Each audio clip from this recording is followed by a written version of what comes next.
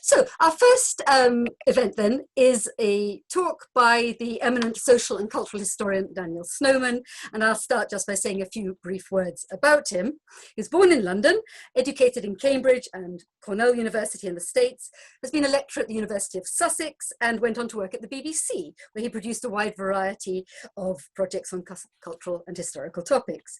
He's a senior research fellow at the Institute of Historical Research, University of London, and his books most relevantly here include a book that I highly recommend if you haven't already read it or come across it, called The Hitler Emigrés, The Cultural Impact on Britain of Refugees from Nazism. His other major publication is on opera, The Gilded Stage, A Social History of Opera. And I have to say, by way of preamble, I want to say a very warm and heartfelt thank you to Daniel. He's been an invaluable asset to me, Monica Bohm-Duchin, in the course of my work on the Insiders Outsiders Festival. He's really, I suppose, officially a project consultant, but for very obvious reasons, he's been an absolute mainstay and tremendous encourager and supporter to me. And he's also the author of the general introduction to the book of the same title, Insiders Outsiders, which is still available, published by Lund Humphreys in March last year. So without further ado, actually no, I will just say also that I'm going to stop talking very shortly, and the person who will be Daniel's interlocutor and indeed will field the questions, the Q&A afterwards, is Norbert Mein. Many of you will have come across him. He's a professional singer and voice teacher at the Royal College of Music. And most pertinently, he's the initiator. Sorry, I've got a little cat who's just come in. He's the initiator of a wonderful research project called Music, Migration and Mobility. And he's far better qualified than myself to talk to Daniel about music. Let me just say a few very brief words of practicalities. If you wish to ask questions, I'm afraid with these sorts of numbers, we have to resort to typing them in, but use the chat option. I'm sure you all know the ropes by now. Center bottom of your screen, and the questions will be automatically directed to Norbert. And also, just trying to think if there's anything else, everybody stays muted for reasons of noise interference, or rather to avoid it.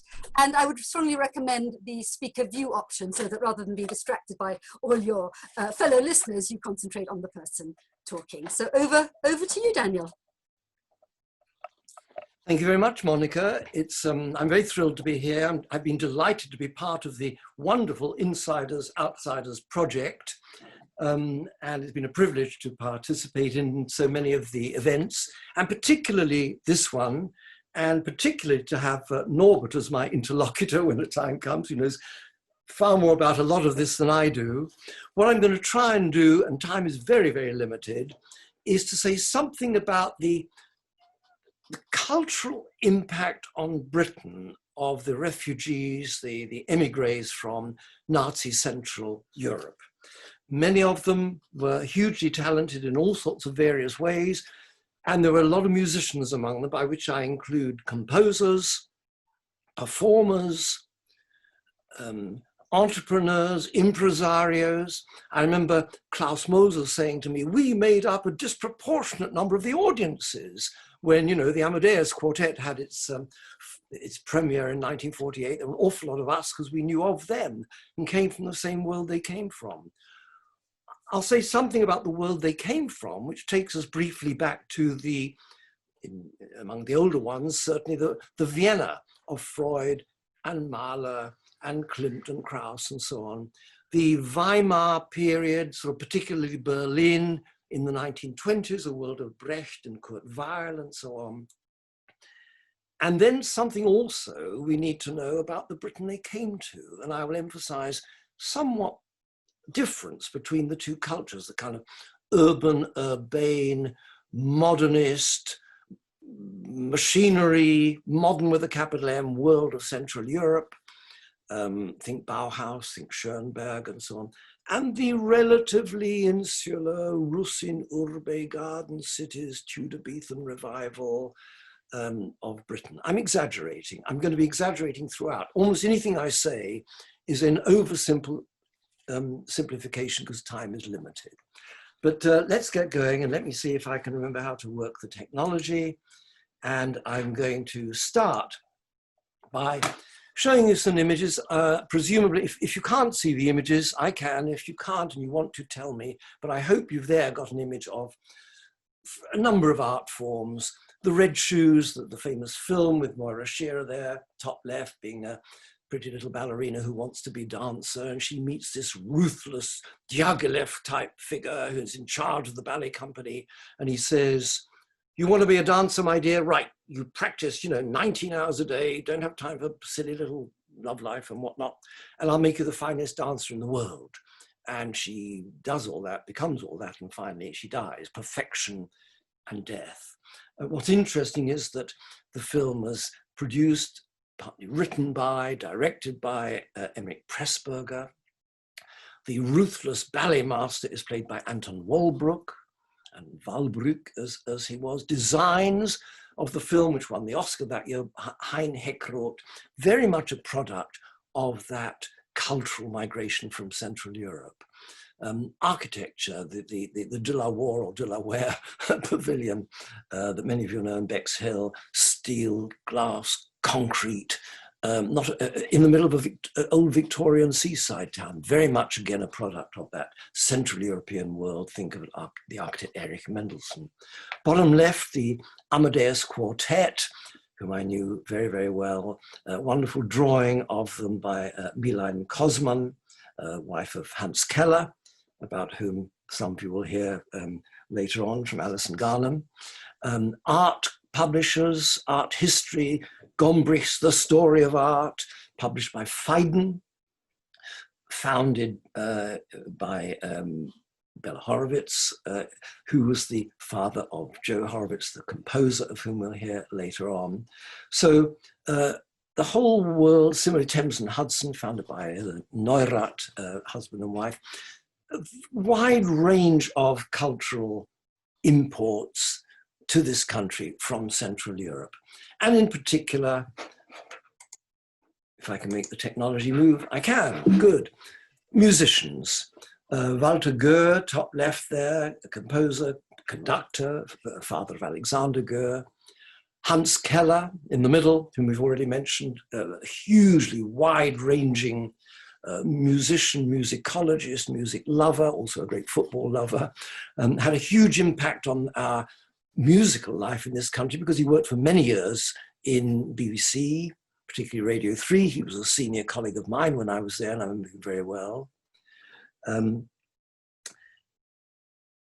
So many of the figures that we're going to hear about during the course of today and later this week, Anita Lasker Wallfisch there in the top right-hand corner, cellist, Auschwitz survivor, because she was a cellist in the Auschwitz Orchestra.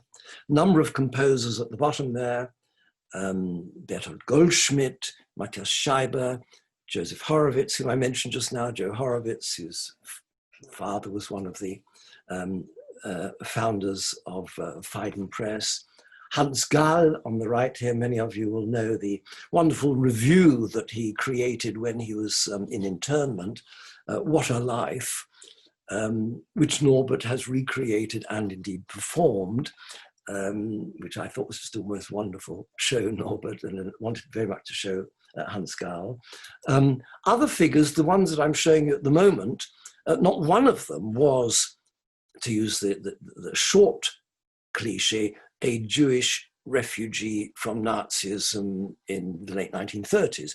Solti, Georg Solti, the conductor up there, Hungarian, who actually during the war, I think he was in Switzerland, he then after the war worked in Frankfurt, one of the many émigrés who tried to build up German cultural life again after the end of Nazism. And in the 1960s ran the Royal Opera House, Covent Garden, as its music director and transformed it. Rudolf Schwarz, top middle there, was a conductor who, rather like Anita Lasker, survived the horrors of Nazism and managed to get to this country after the war. The three figures in that old photograph are the creators of Glyndebourne, artistically and managerially. Rudolf Bing on the left, born in Vienna, refugee, who later on was the manager of the Metropolitan Opera in New York. The central figure Fritz Bush, the conductor, brother of Adolf Busch, or Bush Quartet fame, and on the right, Karl Ebert, the producer, artistic director of Vaughan. These three figures from Central Europe basically created the first of the great multi-art opera centers where the acting, the language, the detailed rehearsals, as well as the sheer singing, became all important. And on the bottom right there with the pipe, one of my great heroes, Otto Klemperer, great conductor, who also was not in Britain, didn't come to Britain in the late 1930s. He was in the States, in Los Angeles, I think, a lot during the war, but later in the 1950s and 60s, here he was at the Royal Festival Hall conducting the Philharmonic Orchestra, a new creation and something where I, as a youngster, heard all the Beethoven symphonies for the first time. Here's the Amadeus Quartet, all the three who are sitting, Norbert Breinin, first violin on the left, Ziggy Nissel, Peter Schidloff, viola player. All three of them were refugees from Vienna. The cellist standing there, Martin Lovett, was English-born. Dear Martin just died a couple of months or so ago, well into his 90s. And they were the outstanding quartet in Britain for 40 years, probably in the whole of the last century, the greatest. Let's not forget the entrepreneurs. There, on the left is Rostropovich, the great Russian cellist, but they're Lilian and Victor Hochhauser, the entrepreneur, Hochhauser, who brought many of the great Russian artists to this country, particularly after Stalinism, and the smiling face of our great music-loving Ted Heath there with the President of Israel. Hochhauser in the middle there between two cellists. The one on the right, of course, is Slava, again, Rostropovich, and the one on the left is John Barbirolli. Where would we have been in our musical life without entrepreneurs like Hochhauser, or indeed Klaus Moser? Klaus Moser, who was Harold Wilson's chief statistician, but also a great music lover, desperately hoped he'd be a musician when he was a kid. That's what he wanted to grow up and do. And later on becomes the chairman of the Royal Opera House in the 70s and 80s.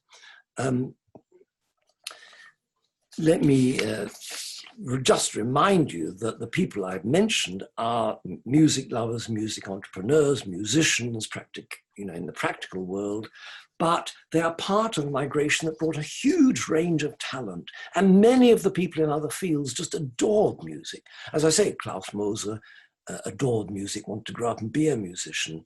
Hayek, the economist on the left. Next is Gombrich, the art historian, who was a fine, I think he told me he was a fine cellist, as I recall, but he had a mum who was a music teacher, a pianist, a wonderful musician who taught a great many people.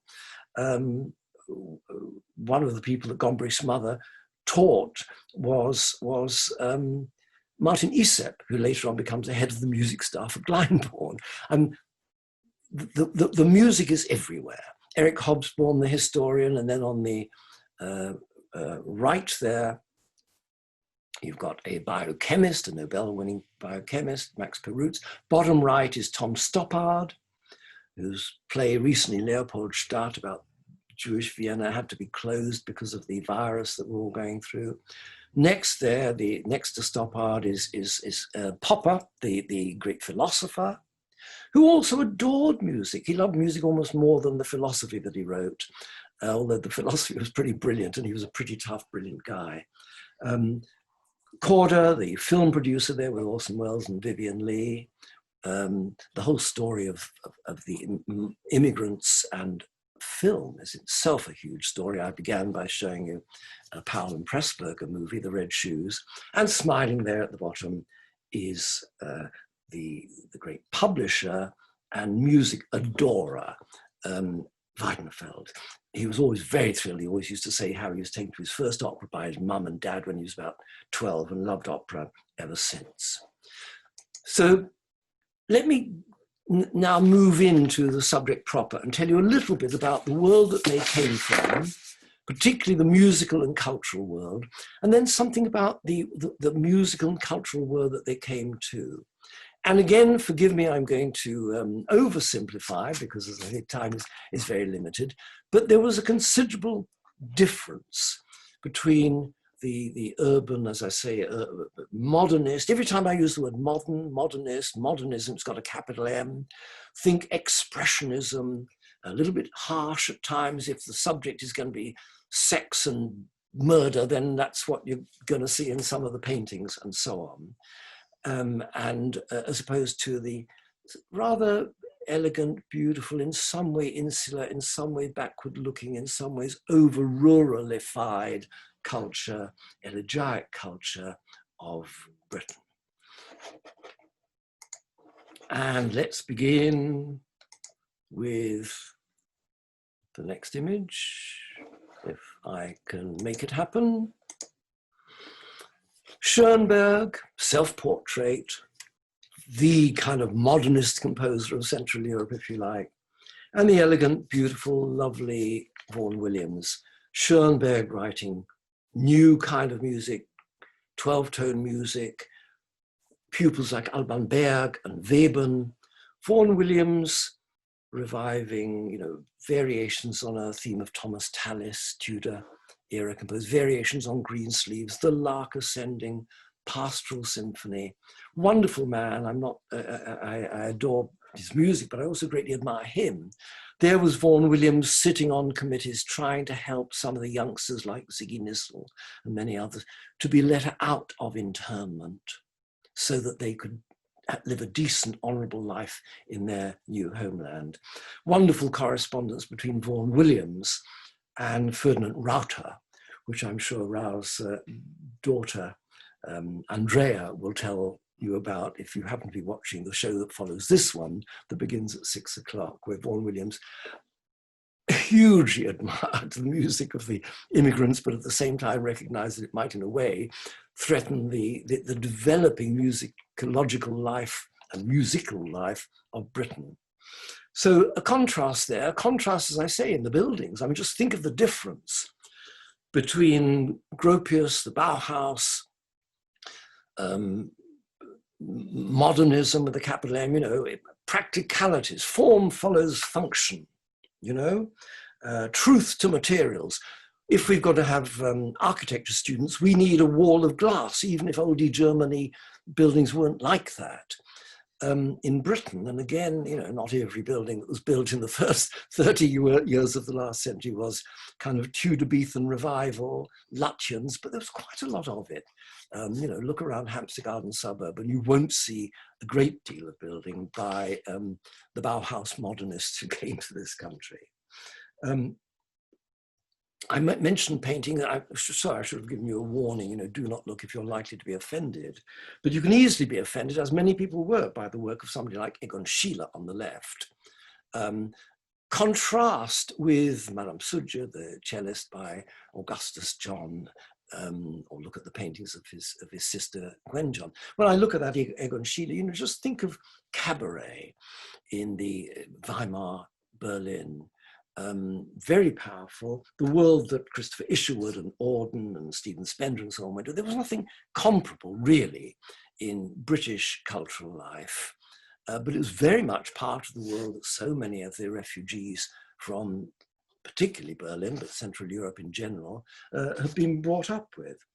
I mentioned film a number of times, you know, early 1930s English films, sort of jolly good chaps by Noel Coward, Cavalcade, and upper class posh people in their grand country house and their staff, as opposed to the expressionism, the danger of somebody like Fritz Lang in a film like M, Murderer, where a girl, kids are being molested by some dangerous man who's probably raping them and murdering them.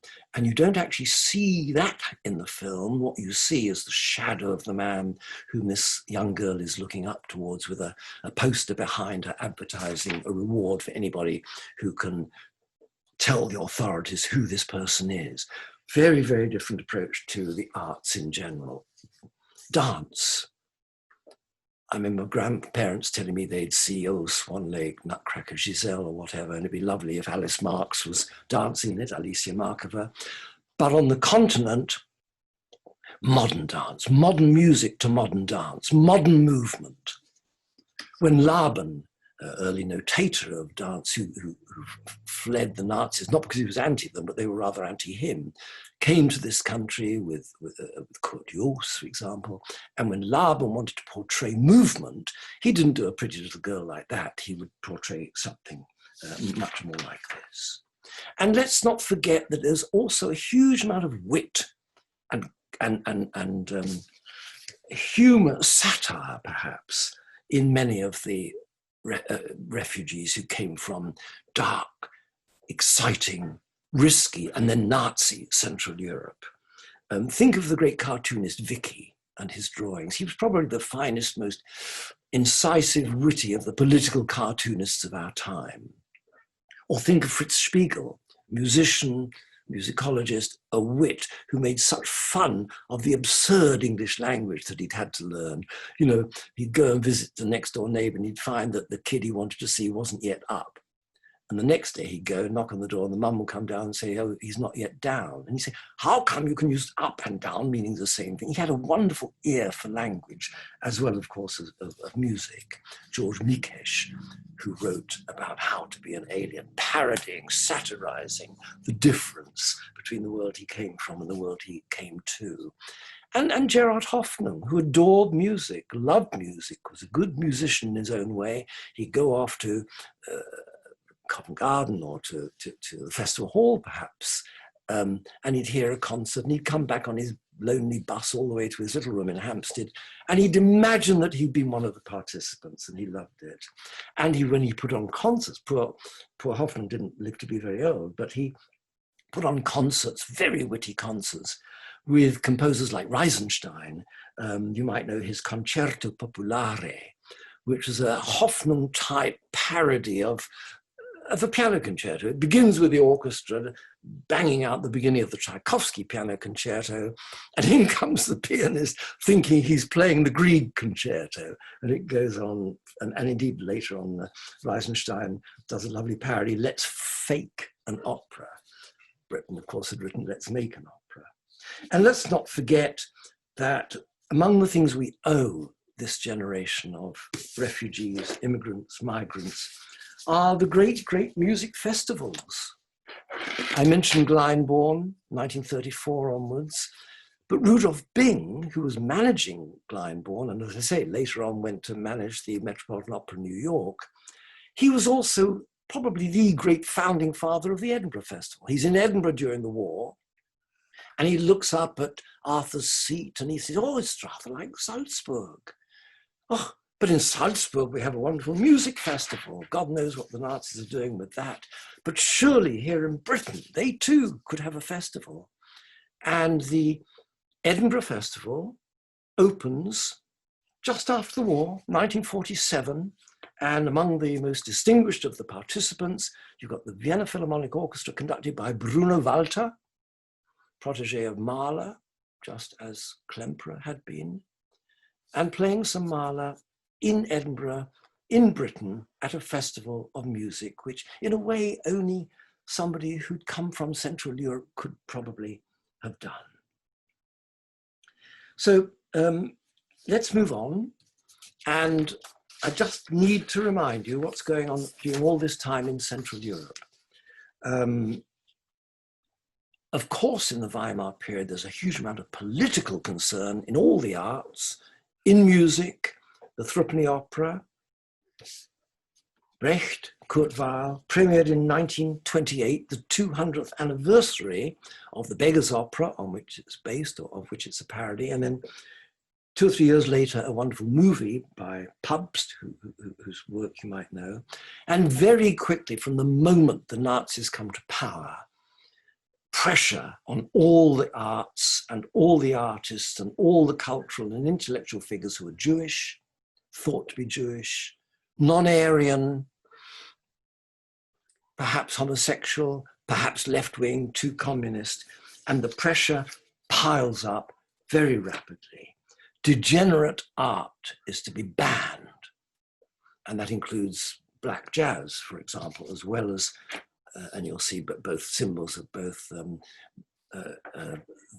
the black jazz players and of the Jewish musicians, of whom there are a great many.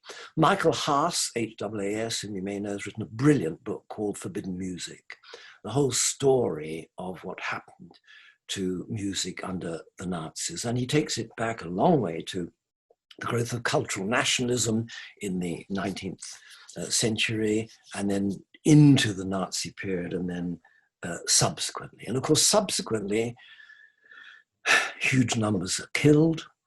Some manage to get out, and those who do get out, 56, however many there were to this country, 50, 60, possibly 70,000 come to this country. And then a year later, after the war has begun, i.e. 80 years ago, 1940, a great many of them are imprisoned, taken away from London, taken up to the northeast, to Lancashire, and then over the water to the Isle of Man, and essentially imprisoned in the Isle of Man. And again, as I say, there's a very interesting evening starting at 6 o'clock about all that. So people like Vaughan Williams and others are very generous. By and large, all of those who came to Britain as refugees, as migrants, were able to get out, to do what they could, to work in the Pioneer Corps, to pull their weight, whatever it was, to help the war, perhaps to help with translation when there were, interviews with German prisoners of war, perhaps to work for the BBC or the Secret Service in trying to find out what was happening in Nazi Germany.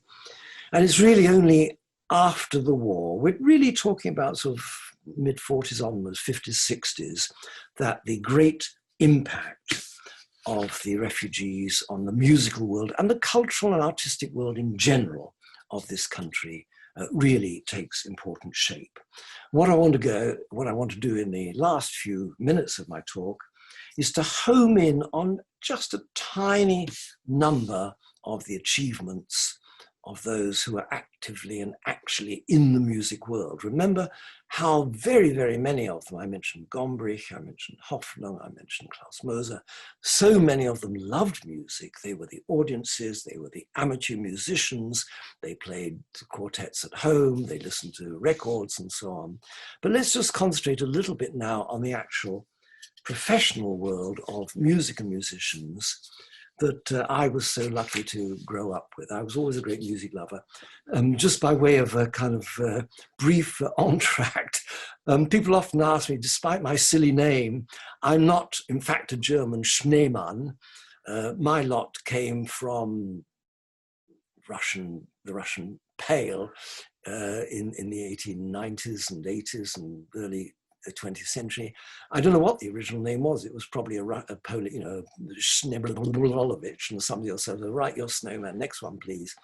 But I was brought up in northwest London, and I knew very early on that, when we went away on a holiday and my dad was holding under his arm a book on the buildings of England, that the buildings of England was somebody mysteriously called Nikolaus Pevsner, who I think was born in Leipzig.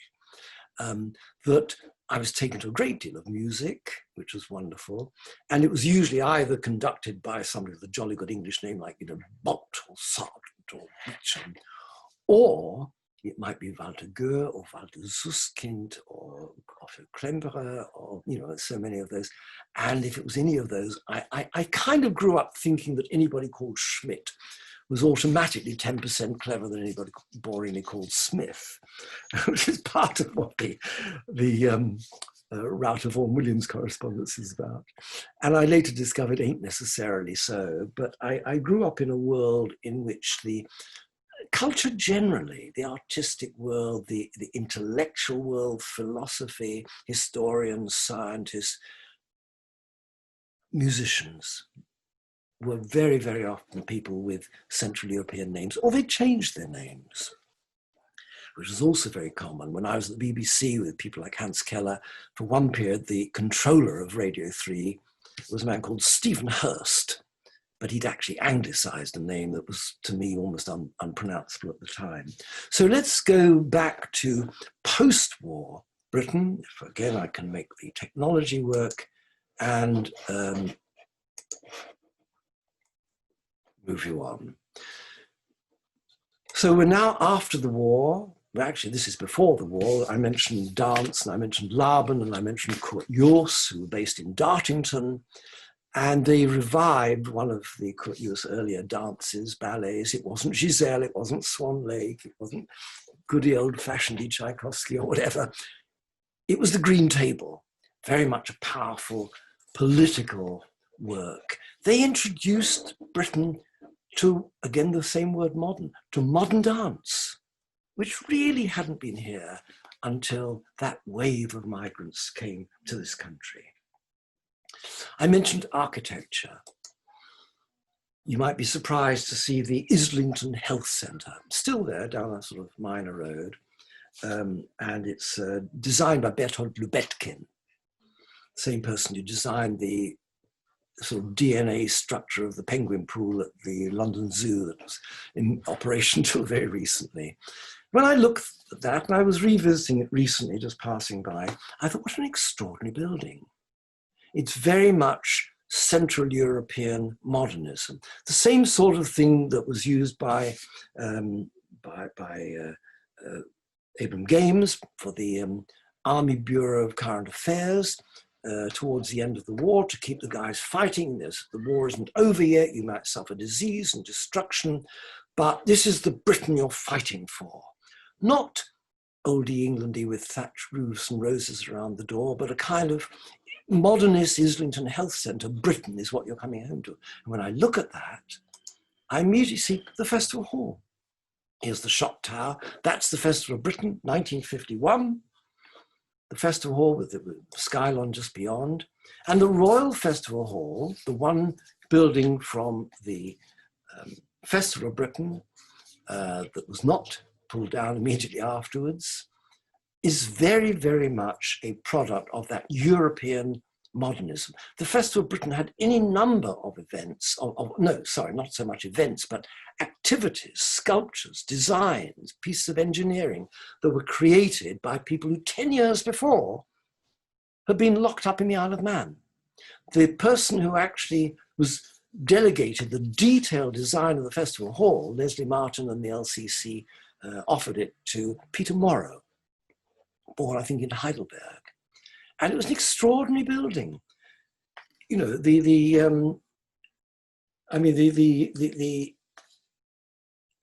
whole auditorium was cantilevered above the foyer. I mean, this is the replacement of the Queen's Hall, which had only recently been bombed and destroyed during the war.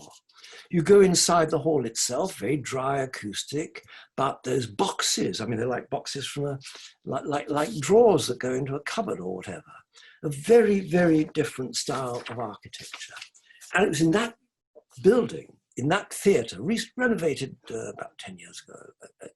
But I remember going there very, very early on and seeing, among other people, the Philharmonic Orchestra, the new orchestra. It later became called the New Philharmonic for reasons I won't bore you with, by Otto Klemperer, one of the great conductors really of the last century. He had a difficult, interesting life. He was a powerful, in some ways quite difficult character, not a man, look at that middle picture with those eyes, not a man to take issue with any more than Solti was, but brilliant. There he is on the right with Stravinsky and the man who was running the Kroll Theatre, K-R-O-L-L, the Kroll Theatre in the late 1920s and into the early 30s in Berlin, where Klemperer, Jewish-born Klemperer, was the music director.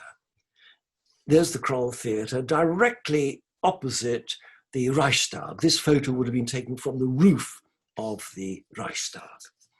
And in that theatre, the Kroll, Klemperer and his director and others would put on productions that were very modern-minded. I mean, the Flying Dutchman, there's the typical Flying Dutchman set above with the red sails and so on.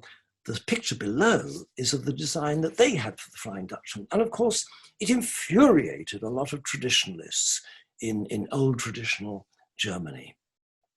And when the Reichstag burnt down, the German parliament, the Reichstag, moved to the Kroll Theatre, you know, goodbye opera. That was where the where the big speeches, where Hitler declared war and all the rest of it were held. Klemperer had a difficult life. He, as I say, he went to Los Angeles during the war, didn't quite make it in the way he hoped he would, eventually comes to London, has a wonderful last few years. He's very injured, he's ill, he suffered, he shakes, he has to sit down. That was a picture by Milan Kosman when he was just still able to hold a baton.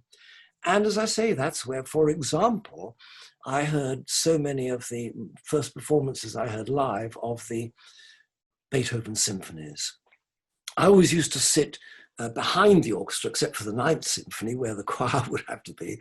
But that's where I used to sit. It was cheaper, and I had the view of Klemperer that the orchestra members had, and it was overwhelming. The other conductors, let me mention very briefly Karl Rankle. Karl Rankle, who had helped Klemperer at the Kroll when he was younger, not one of the greatest conductors ever, but we owe him a great deal. Here's a composer and conductor who is put in charge of the new, revived Covent Garden Opera after the war, and he has to build up from nothing, an orchestra, repertoire, singers, and so on. And he leaves after a few years because they start getting guest conductors like Erich Kleiber, who was probably a better conductor than Rankle was. But Rankle was the founding conductor of the Covent Garden Opera after the war. And we certainly owe him that. Above all, Solti, who was the, as I say, music director from, I think, 61 for a decade. What a powerful character he was, dynamic. Everybody felt he's looking at you personally when he's conducting. Very versatile, did a lot of Wagner, a lot of Verdi. I heard him many, many times, sang under him a bit when I sang with the London Philharmonic, and he was both exciting and inspiring. You wanted to sing better for him. At the same time, you were slightly scared of him. He was Hungarian, he'd been in Germany, he spoke every language, he tried every kind of repertoire, and we owe a great deal to Solti, and indeed to Klaus Moser, who, as I say, among his many other abilities and gifts, became the chairman of the Royal Opera House in the essentially the 1970s and 80s. I'll end with the Amadeus Quartet, whom I've mentioned. They, three of them were refugees. They came together after the war, during the war. This one met that one met that one. One time they met Martin Lovett, whose Hungarian wife, Susie Rocha, was a musician. And they're all in Dartington, which I've already mentioned, in the late 1947, which is then run by Imogen Holst, daughter, of course, of the composer. And she says, look, you guys, you should get together. You're terrific. Let's put a concert on. And their very first concert, named after their leader, Norbert Bryan, took place in Dartington in July 1947. And you'll see they end with the Beethoven Razumovsky No. 3, that final allegro, which is just about the most impossible piece to play, but my God, they apparently did it brilliantly. And Imogen says, look, you're so good. Why don't we set you up? You do a concert, call yourself something new. Amadeus, Mozart, Love of God, begins with an A. Everybody will see you first. And their debut was there in January 1948, where they also played that Razumovsky No. 3. And they went from strength to strength. They were lucky. All the people we're talking about were lucky. They were in a nation that had just in 1946 instituted the third program. So suddenly there were opportunities to broadcast. And when William Glock was the controller in the 1960s, he encouraged so many of the émigrés, the refugees, to be able to broadcast. He encouraged Alexander Goer to become a young music producer, son of Walter Goer. Himself an outstanding composer. It was also an era where many of the orchestras were the best sight readers. The gramophone record companies were largely in London, the La Voix de son Maître, his master's voice. The recording industry develops more widely with CDs and initially with LPs, and the Amadeus recorded everything, any number, including the top left, the Razumovsky No. 3, for Deutsche Grammophon, who have recently reissued all their recordings, and very wonderful they are too. They continued for nearly 40 years until in 1987, one of them, Peter Schidloff, sadly died, but they stayed together.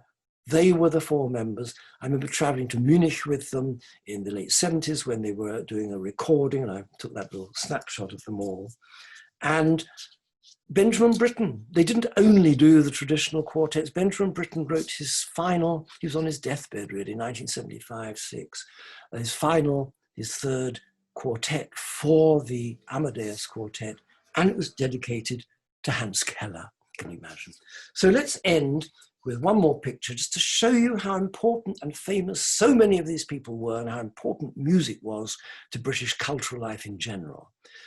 Something like 40 years ago, you may vaguely remember, some of you, that there were a lot of hijackings from Florida to Cuba. And there was a wonderful cartoon in one of the national papers of a pilot of a great American plane, and he's turning around and he sees these four characters climbing into the plane, all carrying heavy, strange-looking boxes. And he says to his colleague, "My God, this is either another unscheduled stop in Cuba, or that's the Amadeus String Quartet." And it was, of course, the Amadeus String Quartet. So I need to conclude. There's an awful lot more I could say, many names I haven't mentioned. Is there any way of summing up what the impact on British musical life was of these émigrés? Two things perhaps, and again, forgive the oversimplification. All migrations bring culture of various kinds. But in this particular case, I think, first of all, they helped cosmopolitanize British cultural life. It had been a little insular. It had been a little backward looking. And when you look at what, Eric Hobsbawm writes cross-national history. Martin Estlin at the BBC introduces Brecht to British Radio 3 or third programme audiences. Hans Keller, not only traditional European music, but there he is, a huge advocate of Benjamin Britten, who rewards him with that final quartet, if you like. The range of what they were able to do. Solti not only conducted the great operas, I remember he conducted Messiah and worked very, very hard. Again, I was singing in that performance and talked to him about it. It was new. He was trying to cross boundaries. Towards the end of his life, he died about the same time as Princess Diana, so nobody quite remembers when he died. But he was working very hard on the Bach St. John Passion, for example. They crossed the boundaries of all kinds. If you listen to the music of Joe Horowitz or Reisenstein or so many of the others, they can do anything. They can do Schoenbergian, they can do parody, they can do wit, they can do old folk song, they can write for television, they can write Schoenbergian depth. And in addition to cosmopolitanizing British cultural life in general and music in particular, I think they helped professionalize our musical life. When Solti came to Covent Garden, he was rather appalled at the charming amateur. They're all very nice. They turn up on time and they smile. But they not only need to have nice voices, they ought to know to act. They should watch the baton. They should pronounce Italian or German or French better. He wanted to professionalize Covent Garden. He said, if I can do that, I can turn this place into the finest opera house in the world. And I think by the time he left, it was. And similarly, in so many of the other arts, just think of Gombrich and the Warburg, the Warburg Institute. Art history until then had been a little amateur, all very elegant. When was that painted? Who used to own it? Oh, aren't the patterns so very lovely? And the paintwork. The Warburg professionalizes and cosmopolitanizes art history. I must stop, and I'm supposed to be talking only about music, but let me simply say that I think that what they did in music, as in all else, was to help bring a kind of a sort of a Bildung, an idea that culture, art, the arts, cross-cultural, knowing about the Renaissance, knowing about everything, Egon Welles reviving old Byzantine music and so on, which people here didn't know, Walter Goebbing interested in the revival of early music. They crossed boundaries and enriched our musical life in a way that I, and I suspect many of you listening, watching at the moment, have felt very, very enriched by. The story is moving now, sadly, from memory into history. but long may it be remembered by those who value what you and I value. Thank you very much. That was absolutely wonderful, Daniel. I'm sure everybody's feeling very frustrated that they can't physically or can't be heard to clap. It was a wonderful introduction, not merely to the subject of music, but the broader picture as well. So I'm very grateful for that. And without further ado, let me hand over now to Norbert Mein, who I think has some questions of his own. And indeed, I've seen there are a number of questions already coming in. Over to you, Norbert. Right. Well, thank you, Daniel. And thank you, I mean, for speaking in such a engaging way, and so, you know, from a really British perspective, and I see that very much in you. You grew up here, and in saying these things about, you know, the enrichment that came with that generation of musicians and of indeed artists and intellectuals in many fields. I find it very interesting to see that the positive perspectives of this can be so widely expanded, when of course we must remember that, you know, everyone who belonged to this generation of course had enormous trauma and hardship behind them, and it is also something that I find humbling to look at the achievement of those people having gone through exactly that. And I think that you know, perhaps you could say a few more things about that. I mean, of course you followed this generation of people for a long time. Were you very aware of that, or was that something that really faded into the background once people got going? Yeah, so that would be a question. And also, before you answer that, perhaps I can encourage everybody to put their questions and comments into the chat function, so we can include those. No, it's a very interesting one, Norbert, and something I was very conscious of. And when I wrote my book 20 years ago, whatever it was, I had, during the run up to that, I interviewed a great many of the leading, something like 60 of the leading figures of the time, who at that point were kind of the age I am now, and they were looking back over their lives. And many of them said to me, Daniel, you know, I wouldn't have talked to you as openly as I have done today, and I'm delighted to meet you, and good luck with your book and all that. But I wouldn't have talked about all this when I was in mid-career, when I was, you know, 40 or something. I was a bit embarrassed about the background. I thought back to what had happened to my parents, particularly some of the youngsters who'd been on the Kindertransport, for example. I was embarrassed about my accent. Carl Flesch Jr., son of the great violinist and violin teacher, he, in his 70s and 80s, he used to say, I have to go each week to the post office to pick up my, you know, weekly check or whatever it was in those days, pension. And there's always some nice girl behind the counter who, trying to make conversation with you, says, "Oh, Mr. Flesch, where are you from?" And I always like to say, "Where am I from? I'm from Swiss Cottage. Why do you ask?" I wasn't John's Wood. I lived in Vienna for 15 years, and I lived in Swiss Cottage for the next 65, whatever it was.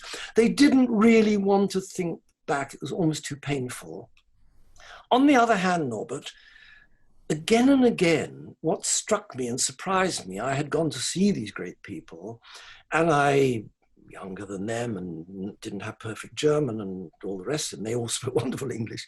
And I put on my very, very serious face, and where were you brought up, and what music did you like to listen to, and did you ever hear, you know, Kreisler or whatever it might be. And again, I found a kind of a wit, a humor, an enjoyment.